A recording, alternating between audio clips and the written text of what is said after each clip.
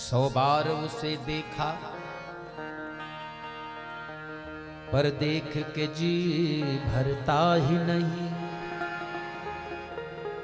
हसरत है यही इस जीवन की, एक बार नजर भर देखूं तुझे। ये भक्त कहता है कई बार देखा लेकिन आत्मा तृप्त नहीं है। फिर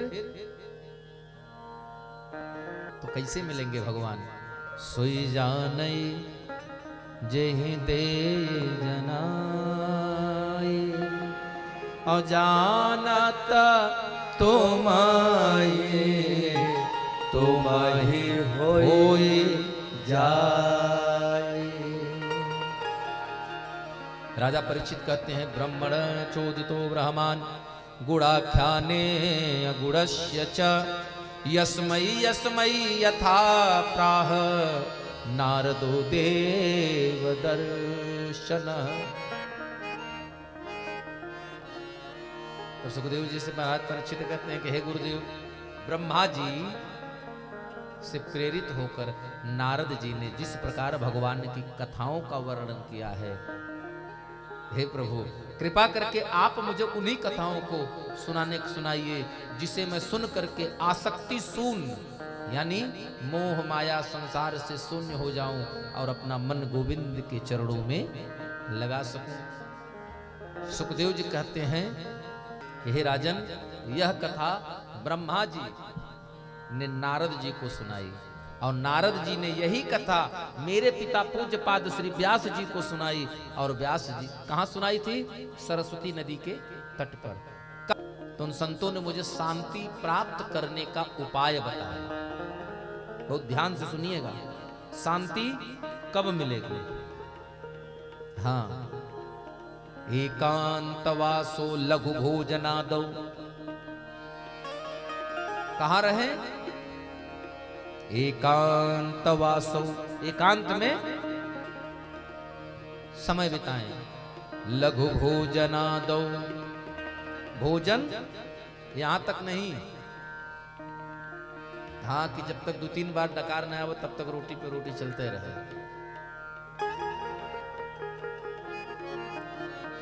इतना खाइए, खाने के लिए भूख बरकरार रहे। खाइए इतना कि भूख लगी ही रहे। और यहां तक खाने का नतीजा है कि आज हर घर में अगर 100 लोगों से पूछेंगे तो 100 में 90 तो निश्चित गैस के मरीज मिलेंगे। 100 में 90 लोगों का गला जरूर जलेगा मिलेगा। काहे कि यहां तक खा ले रहे हैं। और कहीं अगर मजेदार सब्जी मन पसंद की मिल जाए तो कहो यहां से ऊपर भी थोड़ा ऊपर तक आ जाए, लेकिन नीचे नहीं रहेंगे। तो लिखा है एकांत वासो, एकांत में समय बिताइए। लघु भोजनादौ, भोजन अल्प हो, अल्पाहारी। मौनम, कम बोलिए, शांति बनाए रखिए। निराशा करड़ा वरोधा, इतना जब करेंगे तो आपके मन से निराशा चली जाएगी। और निराशा नहीं होगी तो फिर क्या होगा भाई? निराशा कब नहीं होगी?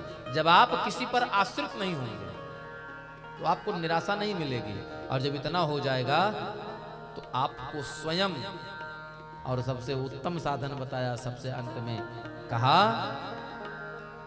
मुनेरसोह संयमनम खड्दे चित्त प्रसादम जनयंत शीघ्रम। बोले 5 ये और 6वां प्राणायाम योग, ये 6 साधन है व्यक्ति को अपने आप को शांति प्रदान करना। जब धीरे धीरे साधना बढ़ती है, ध्यान बढ़ता है, तो जपते जोग योग ते ध्यान, अज्ञान मोक्ष प्रद वेद बखाना। जप करते करते एक ऐसा समय आएगा कि आपका मन भगवान से जुड़ने लगेगा, और जुड़ने लगेगा तो आपको ज्ञान हो जाएगा। किसका? अपना। आप अपने आप को जानने लगेंगे, आप ज्ञानी हो जाएंगे। और जिसने खुद को जान लिया, आत्म जाना से तस्य आत्म देव, वो अपने आप में देव हो जाएगा और भगवान से साक्षात्कार हो जाएगा। बोले मैं भगवान की तपस्या में इतना लीन हो गया कि मेरी आंखों से निर्झर आंसू गिरने लगा, और आंसू गिरने लगा, एक आकृति बनती लेकिन स्पष्ट नहीं हो रही थी। मेरे आंखों से आंसू गिरने लगा। उसी समय आकाशवाणी हुई कि हे पुत्र, इस शरीर से तू मेरा दर्शन प्राप्त नहीं कर सकता, लेकिन संतों की सेवा और उनका प्रसाद प्राप्त पाने की फलस्वरूप तुम्हें इस जन्म की जो तपस्या या जो भी बातें हैं वो तुम्हें आजीवन आजन्म याद रहेगी, हर जन्म में याद रहेगी, और अगले जन्म में तुझे मेरा दर्शन प्राप्त होगा। लेकिन बोले उसके पश्चात जब अगले कल्प में ब्रह्मा जी ने पुनः सृष्टि बनाई, तब मैं मरीच आदि ऋषियों के साथ ब्रह्मा जी की गोद में प्रकट हुआ, और तब से आज तक मेरे पिता ब्रह्मा जी ने मुझे रोक टोक नहीं लगाई। और इस इच्छा मात्र से समग्र सृष्टि में भ्रमण करता रहता हूं कि भगवान के दर्शन प्राप्त हो जाए। ऐसा कहते कहते नारद जी विह्वल होकर रोने लगे और कहते हैं, दुर्लभ मानव जन्म है, दुर्लभ मानव जन्म है, देहन बारंबार, तरुवर जो पत्ता झड़े, बहुर न लागे डार।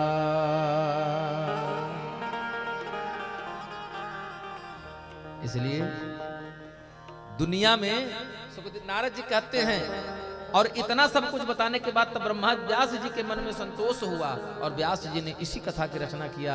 फिर पर राजा परीक्षित, जिस कथा को मैं तुम्हें श्रवण करा रहा हूं, स आदि देवो जगताम परो गुरु, सृजामि तपसे वेदम ग्रसामि तपसा पुनः विभव्य तपसा विश्वम निर्यम ते दुस्तरम तपः। और भगवान की लीला इच्छा से ही इस सृष्टि का संचार होता है।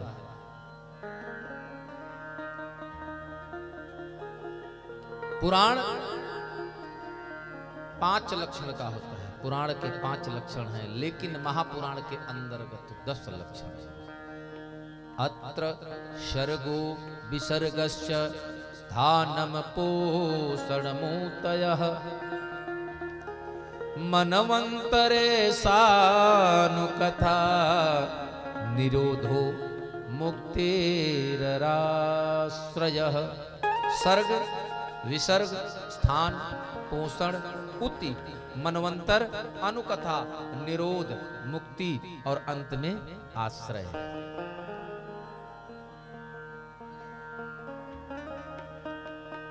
तो परमात्मा है कौन, कहां रहते हैं? बोले पुरुषो अन्नम विनिर्भद्य यदा सो सविनर्गतः। बोले वो पूर्ण ब्रह्म, वो परमात्मा स्वयं से स्वयं को अपने आप में ही प्रकट होते हैं, और उन्होंने अपने निवास को हजारों वर्ष तक जल के ऊपर बनाया।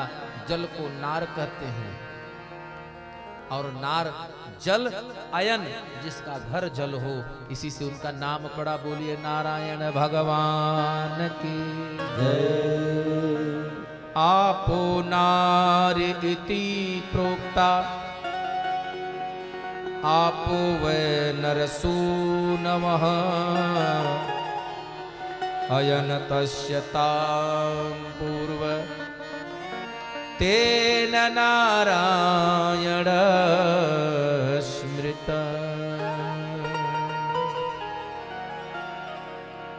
इसलिए ऐसे भगवान की कथा हम लोग श्रवण करते हैं। आइए, यही से सृष्टि की उत्पत्ति होती है। और ब्रह्मा जी ने सृष्टि की उत्पत्ति किया तो प्रथम सृष्टि के मानव कौन हुए? भगवान ने ही काल का निरूपण किया। शकालः परमाणुर्वयो भुक्तंगे परमाणुताम सतो विशेष भुक्तयस्तु सकालः परमो महान्।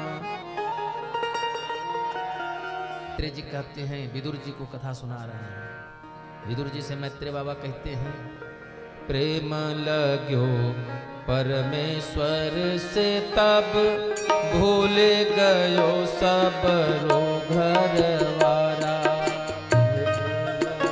प्रभु से जब ते तब भूल गयो सब रो परिवारा।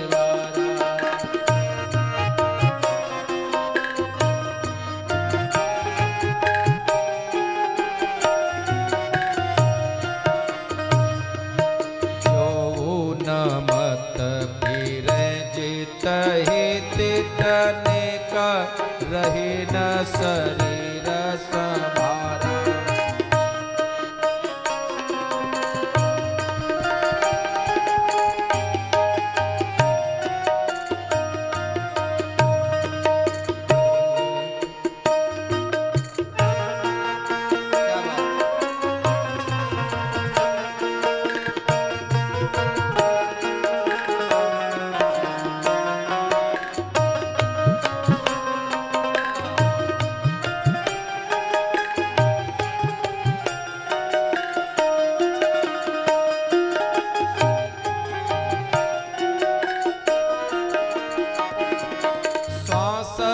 उसास उठे सब रोमा में, श्वास उसास उठे सब रोमा। जले दृग नीर अखंडित धारा, सुंदर कौन कहे नवधा विधि छाके परो रस मतवारा।